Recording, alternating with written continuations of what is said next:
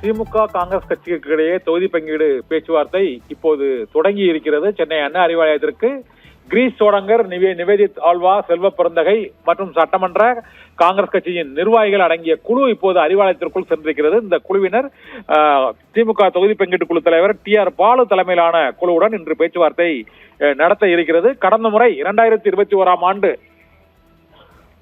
திமுக கூட்டணியில் காங்கிரஸ் கட்சி 25 இடங்களில் போட்டியிட்டு 18 இடங்களில் வெற்றி பெற்றிருந்தது. இந்த முறை திமுக கூட்டணியில் காங்கிரஸ் தொடருமா தொடராதா என்பதால் என்ற சர்ச்சை எழுந்து கொண்டே இருந்தது.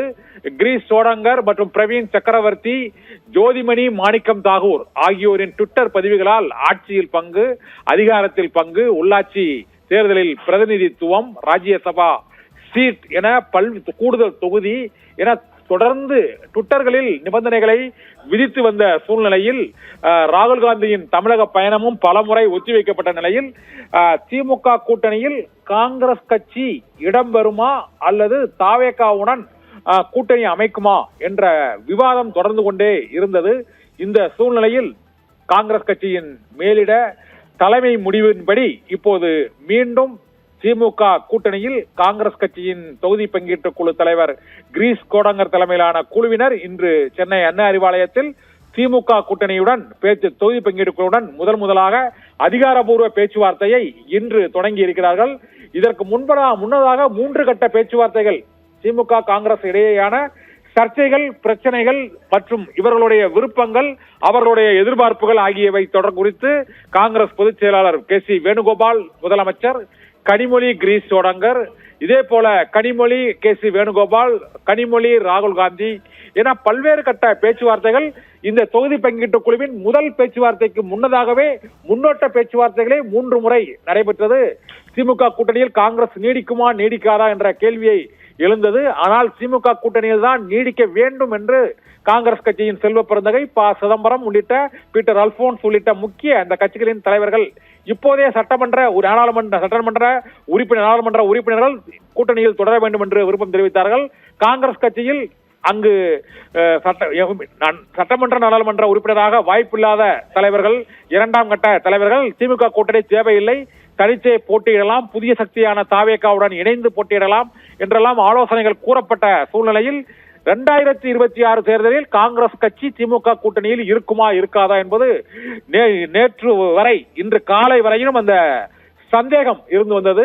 இப்போது இந்த 2026 தேர்தலில் காங்கிரஸ் திமுக கூட்டணியில் தான் தொடரும் என்பதற்கான அந்த தொகுதி பங்கீட்டு குழுவுடனான முதல் கட்ட பேச்சுவார்த்தை தொடங்கி இருக்கிறது. இதில் உடன்பாடு எட்டப்படும் என்பதே 90% எதிர்பார்ப்பு.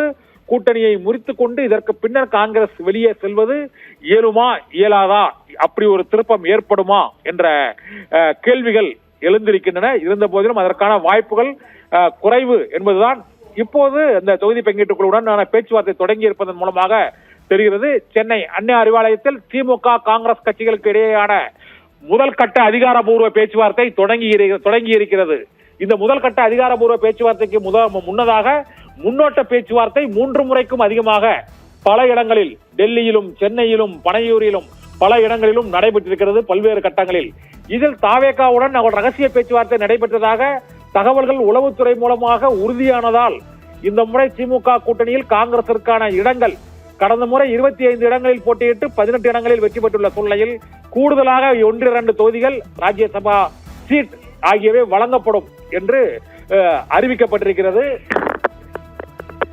இதனால் காங்கிரஸ் கட்சி இப்போது கூட்டணி பேச்சுவார்த்தையில் இறங்குமா, அவர்களுடைய நிபந்தனைகள், கோரிக்கைகளை விட்டு இறங்கி வருமா, அல்லது மீண்டும் அவர்கள் எகிறுவார்களா, ஏறி செல்வார்களா என்பதுதான் இந்த பேச்சுவார்த்தையில் எதிர்பார்க்கப்படக்கூடிய விஷயமாக இருக்கிறது.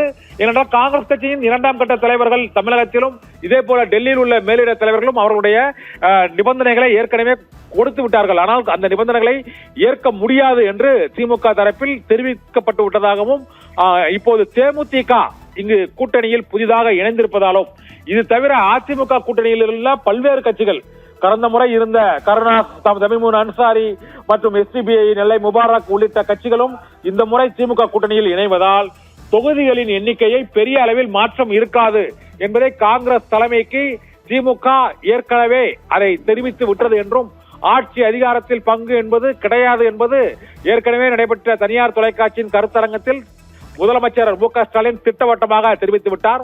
தமிழகத்தில் அது சரிப்பட்டு வராது, கூட்டணி ஆட்சி என்பது தமிழகத்தில் இல்லை என்று அவர் ஏற்கனவே கூறியிருக்கிறார். இருந்த போதிலும் காங்கிரஸ் கட்சி இந்த முறை 35 தொகுதிகளுக்கு அதிகமாக அவர்கள் போட்டியிட வேண்டும், ராஜ்யசபா சீட்டு வேண்டும் என்ற நிபந்தனையை விதித்திருக்கிறார்கள். ஆனால் அதற்கு திமுக தரப்பு ஒப்புக்கொள்ளுமா அல்லது காங்கிரஸ் இறங்கி வருமா என்பதே இப்போது உள்ள கேள்வி. தொகுதி பங்கீட்டு குழுவினுடன் இந்த பேச்சுவார்த்தை இப்போது நடைபெற்றுக் கொண்டிருக்கிறது. அப்போது இரு தரப்பிலும் அந்த கோரிக்கைகள், வாய்ப்புகள், விருப்பங்கள் மற்றும் திமுகவால் இயலும் அந்த கோரிக்கைகளை நிறைவேற்ற முடியுமா, எந்த அளவுக்கு நிறைவேற்ற முடியும் என்பது குறித்த ஒரு முதல் கட்ட விருப்பங்களை காங்கிரஸ் கட்சி இன்று தெரிவிக்கும் எதிர்பார்க்கப்படுகிறது. திமுக தரப்பிலும் தங்களால் இவ்வளவுதான் இயலும் என்பதையும் இன்றே திட்டவட்டமாக தெரிவிப்பார்கள் என எதிர்பார்க்கப்படுகிறது.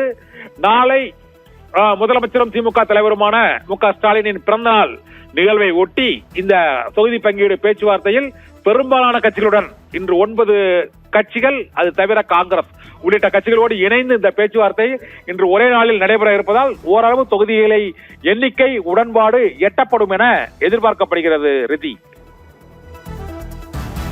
விவரங்களுக்கு நன்றி கண்ணன்.